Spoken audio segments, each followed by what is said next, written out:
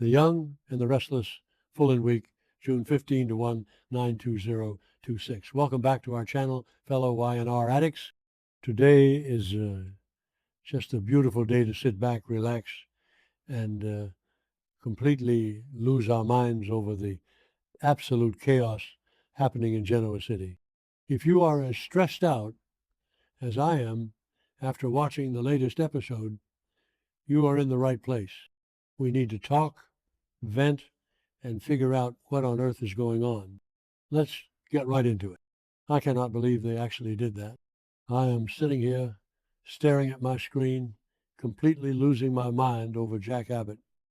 I mean, we all knew he was desperate. We all knew he was pushed into a corner.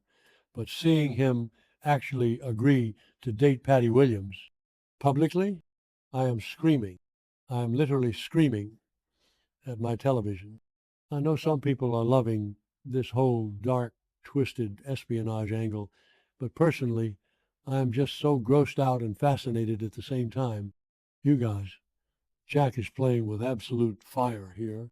He told Kyle he is going to put on the performance of a lifetime, and let me tell you, Peter Bergman is delivering, but the character of Jack, he is walking straight into a wood chipper. Let's just back up for a second because I need to get my thoughts straight. I have been watching this show religiously since 2015, and this is easily one of the most insane, high-stakes, skin-crawling storylines they have done with the Abbott family. Remember when they tried to redeem Patty? Remember the whole Emily Peterson plastic surgery nightmare? Yeah, didn't work then either. Patty is fundamentally broken and dangerously obsessed with Jack. And now she has Diane locked away in some padded cell, or at least that is what she is making Jack believe. And her ransom demand is a public, committed romance with Jack. Because of course it is. In Patty's delusional mind, she thinks she can blackmail a man into genuinely loving her. And the fact that she called Dr. Markham to check in and literally said she has no doubt she will have everything she wants by the end of the night. Chills. She is so completely detached from reality. But wait, I am getting ahead of myself. Let's talk about that scene in the Abbott living room before Patty arrived. Jack and Kyle having that hushed, frantic conversation. Kyle is just looking at his dad like he has two heads, wondering if they should actually trust anything Patty says. And Jack, poor, desperate Jack, saying they have to assume Diane is being held captive somewhere and that he has to play along. He tells Kyle he is going to pretend to fall for her charms, get the information, and then turn the tables. I mean, sure, Jack, sounds like a great plan on paper, but this is Patty Williams. You do not just turn the tables on a woman who poisoned a child and has a PhD in psychotic obsession. So then Patty struts into the mansion, looking entirely too smug, and tells Jack that once he agrees, there is no turning back. And Jack looks her dead in the eye and says he is fully committed. His answer is yes. He is agreeing to be her boyfriend, her lover, whatever twisted fantasy she wants. And Patty, she does not just want secret hookups. Oh no, he wants to take this public. She wants to parade Jack Abbott around Genoa City like a prize poodle. She literally says they are going to bring their romance into the light. I felt physically ill, but I also kind of love the drama of it. Like, I hate it, but I cannot look away. And then Kyle comes downstairs. Am I the only one who thought Kyle's acting was brilliant here? The way he played the furious, betrayed son who is disgusted by his father, moving on with a woman who ruined his parents' marriage. He starts yelling, demanding to know what Patty did to Diane. And Jack, staying perfectly in character for Patty's benefit, coldly tells Kyle that Diane made her choice to leave them, and now they have to make theirs. You could see the absolute pain in Jack's eyes, having to say that to his son, knowing Diane is out there suffering. But Kyle played right into it. It was a master class in soap opera deception. It was so good. But then, oh my God, then they go to society, of all places. They couldn't go to some dive bar out of town? No. Patty wants to be seen. And who is the first person to spot them? Abby Newman. Abby's reaction was everything. She walks over to their table, sees Jack sitting there with the woman who has terrorized their family, and the look of pure disgust on her face was priceless. She literally asks, "What is going on here?" Patty is sitting there, ordering the most expensive caviar and champagne, acting like the lady of the manor. It was nauseating. Abby, being the smart woman she is, immediately pulls Jack aside for a private chat. And Jack has to quickly whisper his entire insane plan to her so she does not blow his cover or lose all respect for him. When they go back to the table, Abby is the one who brings over the champagne. And then we get the toast. Patty raises her glass to another romantic adventure, and Jack raises his and says, "To everyone getting what they deserve." Boom. Mic drop. The double meaning there is just so delicious. Patty thinks he is talking about them finding love, but Jack is absolutely vowing to destroy her. I kind of loved that moment. Not going to lie. Okay, back to the point, because after this horrific date, Jack goes back home, and the whole family is waiting.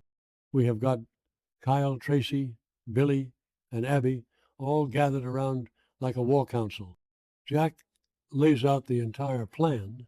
Billy, who is usually the reckless one, is actually the voice of reason here, asking if Diane is in immediate danger. And Jack says that as long as he plays by Patty's rules, Diane is supposedly getting treatment and will be safe. But we all know that is a massive lie. Which brings me to the absolute horror show happening at Dr. Markham's house. I cannot even handle these scenes with Diane. She is locked in this strange barred room, armed with a freaking letter opener, trying to fight her way out. Dr. Lawrence Markham comes in, acting all calm and creepy, telling her that Jack authorized this. He is straight up gaslighting her, telling her that Jack put her there for her own good and that she had a mental breakdown. Diane demands to speak to Jack, and Markham says no, claiming that talking to Jack would just trigger another breakdown. The psychological torture here is next level. And let's talk more about Diane's mindset right now. Diane has done some horrible things in her past. We all know she faked her own death. She manipulated people. She has a rap sheet a mile long. But nobody deserves to be locked in a room with a sadistic doctor telling them they have lost their mind. The way Dr. Markham was looking at her when he mentioned other methods, it was predatory. It was terrifying. Diane is tough, but she is completely isolated. She has no idea that Jack is out there sacrificing his dignity to save her. Markham is telling her that Jack is the one who ordered her to be locked up. Can you imagine the betrayal she must be feeling?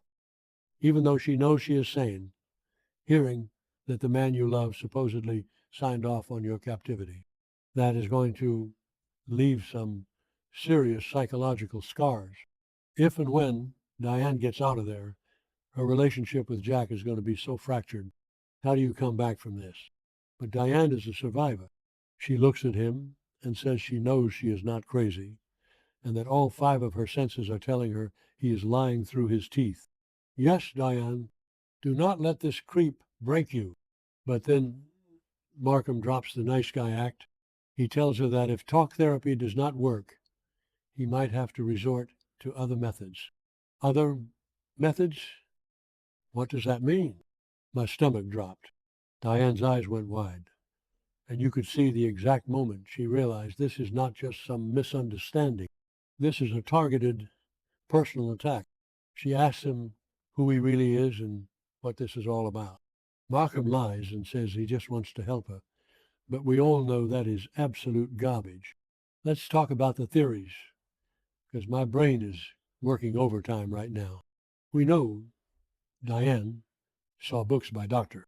Alan Laurent on the shelf in her room. We know Patty has a history of using plastic surgery to change identities.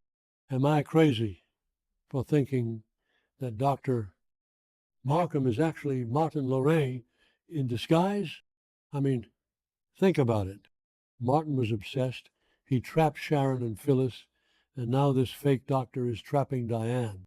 If Patty helped Martin get a new face to look like Markham, this is the most diabolical crossover plot Y&R has done in years. I am dreading what he means by other methods, but I am absolutely here for the inevitable moment when Sharon and Phyllis figure this out and have to team up to save Diane. Can you imagine those three women teaming up against Martin? It would be epic.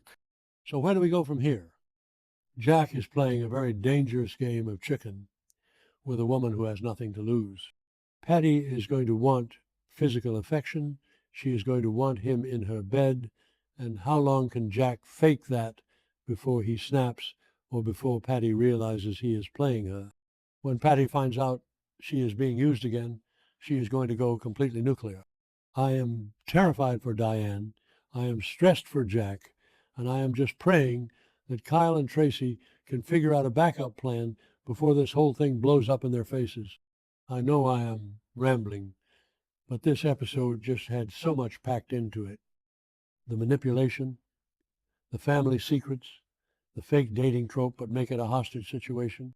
It is peak soap opera, and I am eating it up, even while I complain about how gross Patty is. What do you guys think? Is Jack's plan going to work, or is he just putting Diane in more danger? Let me know, because I need to talk to people who get it